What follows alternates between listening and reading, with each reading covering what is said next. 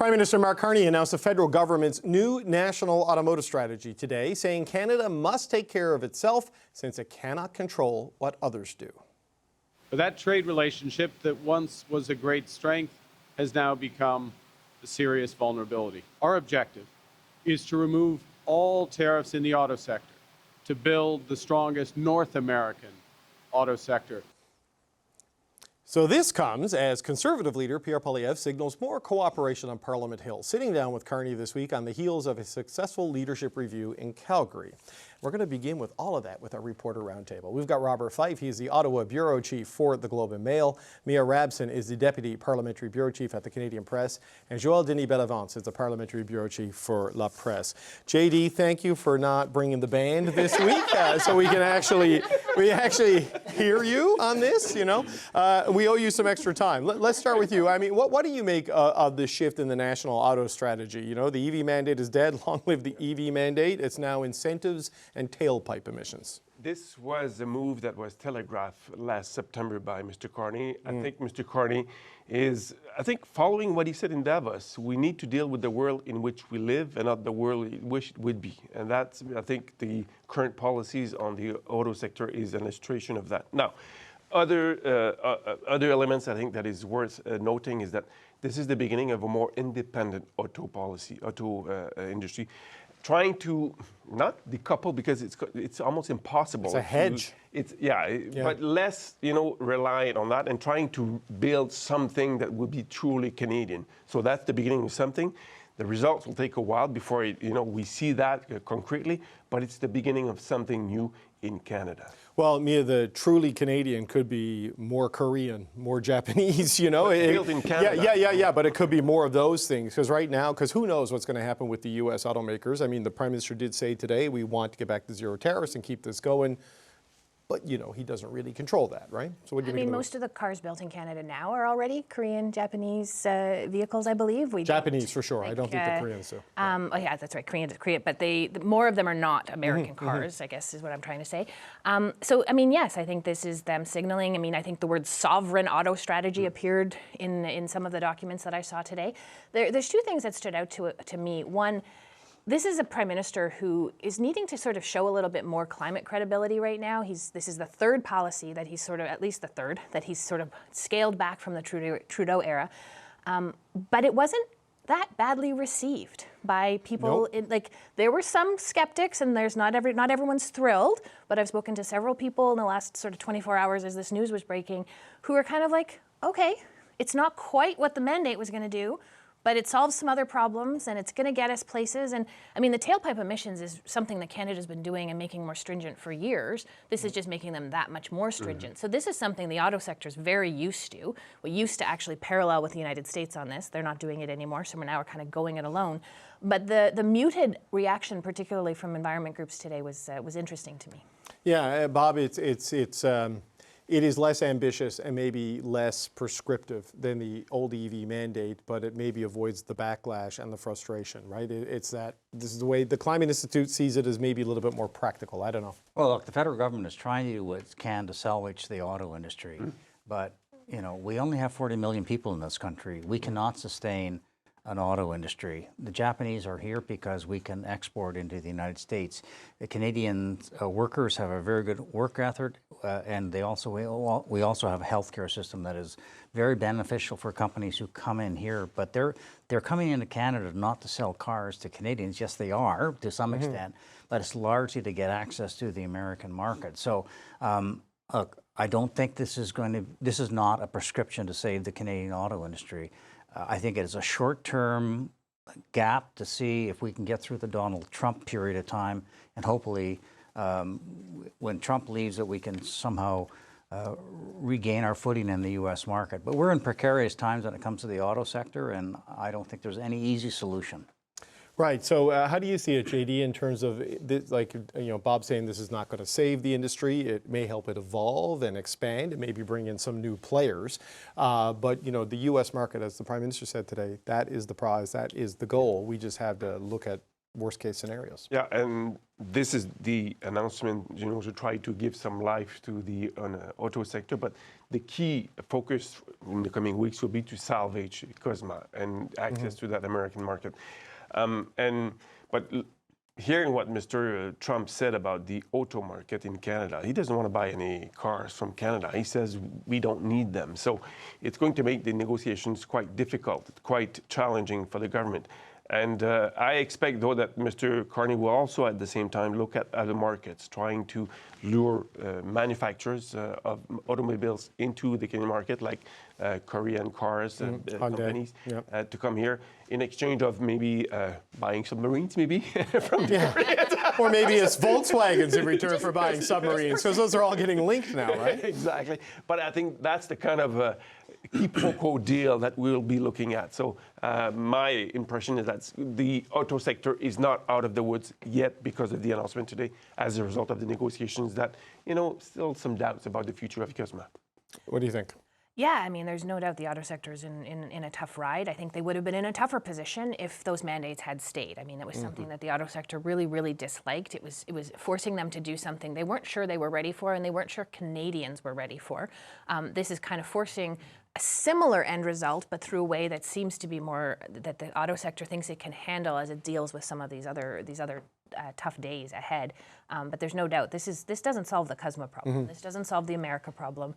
That's sort of a whole different issue. This solves sort of the domestic production problems and fights that had been going on. Yeah, and Bob, I want to get to something here, but what you said about this kind of a hedge to maybe get past the Trump years. Well, we heard from Stephen Harper. Well, a lot this week is kind of Harper-palooza, as tomorrow's I think the 20th anniversary of the swearing in. But he had the speech last night where he says Canada must urgently reduce its independence on the United States, and then this sort of call for unity at the event earlier in this week where his official portrait was unveiled. Just have a listen to this.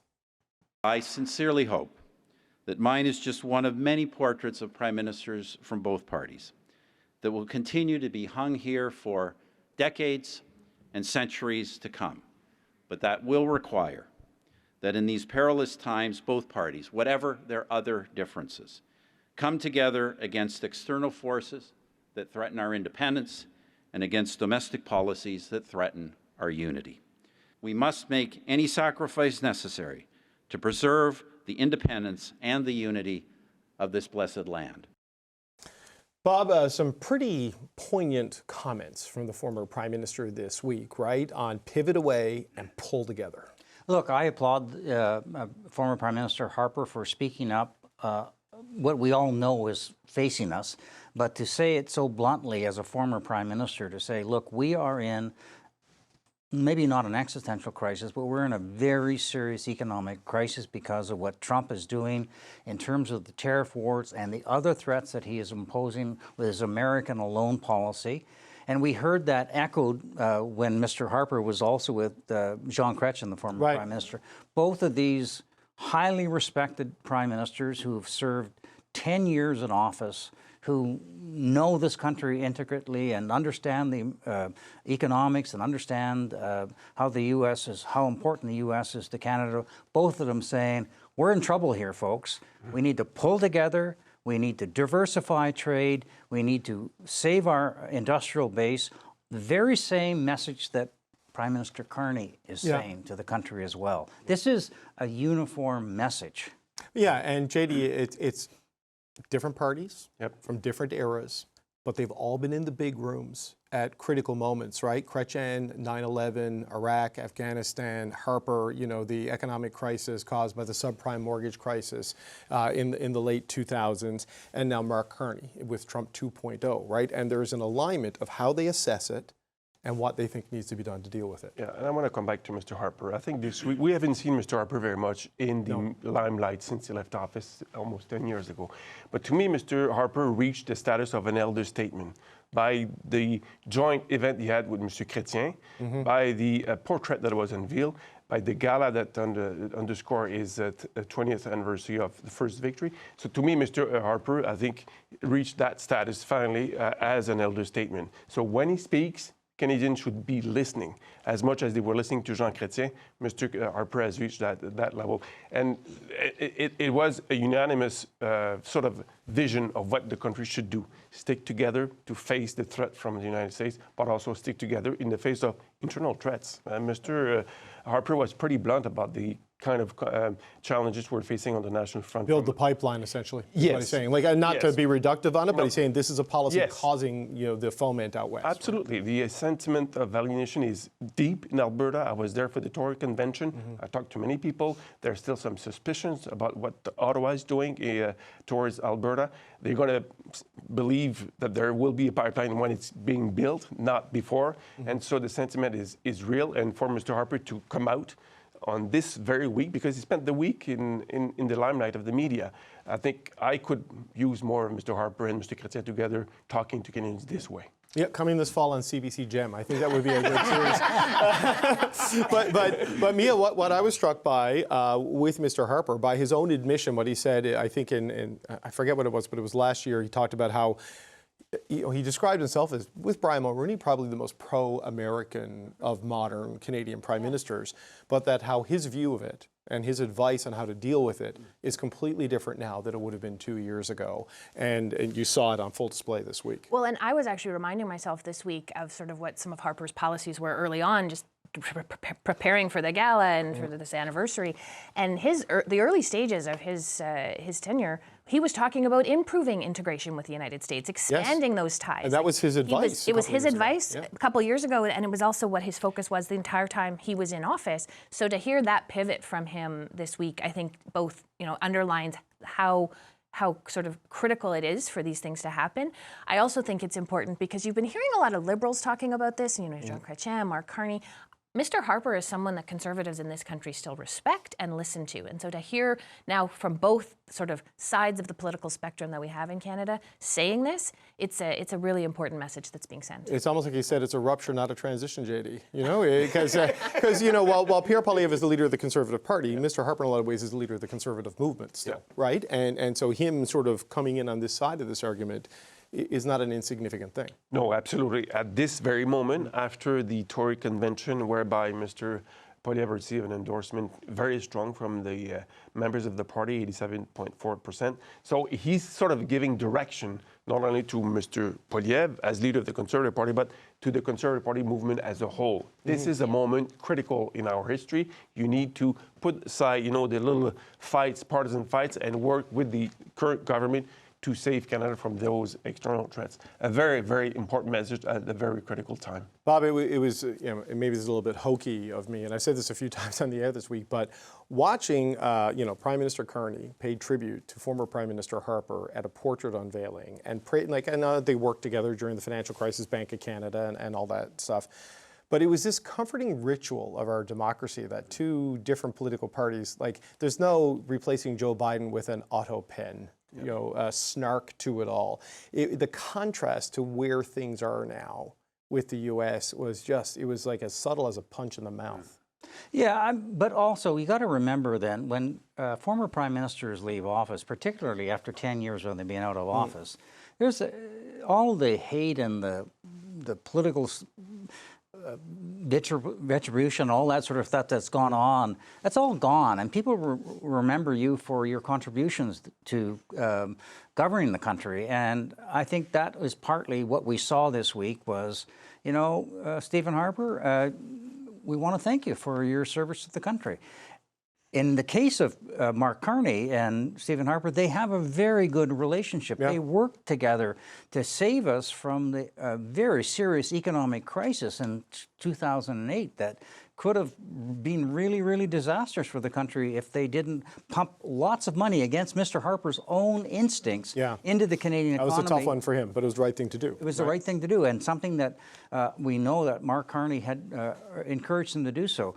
And we also know from that Mr. Carney and the Prime Minister, and former Prime Minister Harper, talk regularly. Mr. Carney seeks him out for advice, which is a smart thing to do because, you know, look, Harper's, he's got a lot of experience. He knows the country very well. He's run governments and through very difficult times, and that is a smart thing for Mark Carney to do. And he knows the burden of the job, right? And he has strong political instincts, which maybe hasn't been the strength of his party in the 10 years that since he's And left. you're right in pointing out the polarization that's still, you know, going on in the United States, and you compare that to what we are today.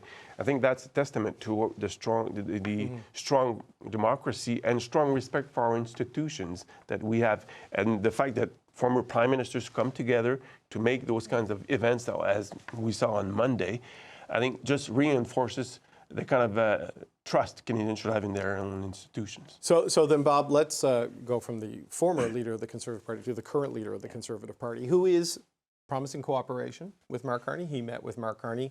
I don't know what's going to come of it. But what do you make of what we've seen from Pierre Poilievre since he was, returned as leader with that 87.4%? Well, I like the message from Stephen Harper, who was saying that in these very difficult times that we're facing with Donald Trump, we have to put the country's unity at first, and you leave side a lot of your political differences and try to work together in the country's interest, which sounds great, except that I think that Pierre Poilievre is deathly afraid of an election campaign.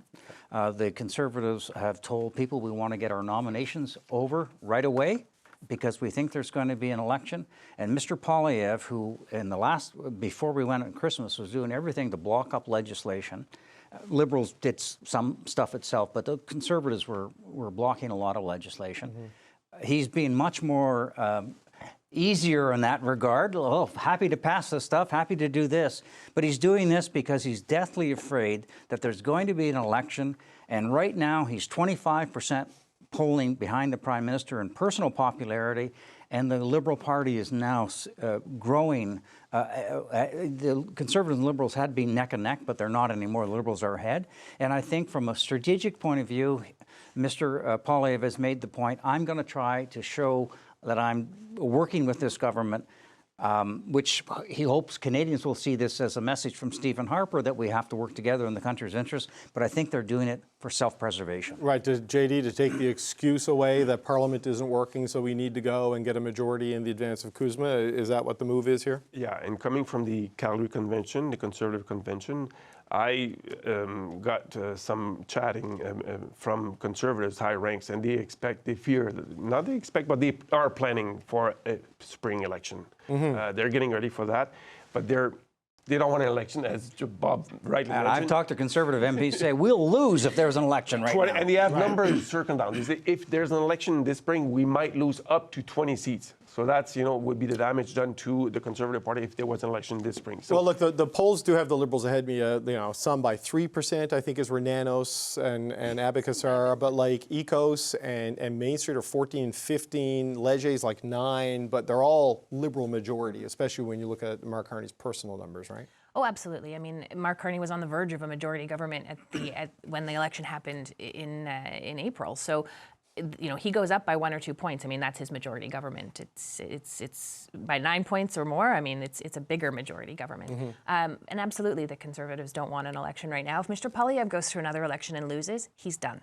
He will not survive that. His party won't allow him, I don't think, to lose 2 elections. I mean, I suppose I shouldn't be as obvious about this, but I feel like he might be given one more chance. But if they lose and it's a big majority for the Liberals, he might have a much harder time staying on as leader. So they absolutely don't want. It is worth noting, as Bob pointed out, the cooperation. The first thing the Conservatives did when the House came back on Monday was table a motion to fast track the Liberal bill on the GST changes that the Prime Minister has introduced.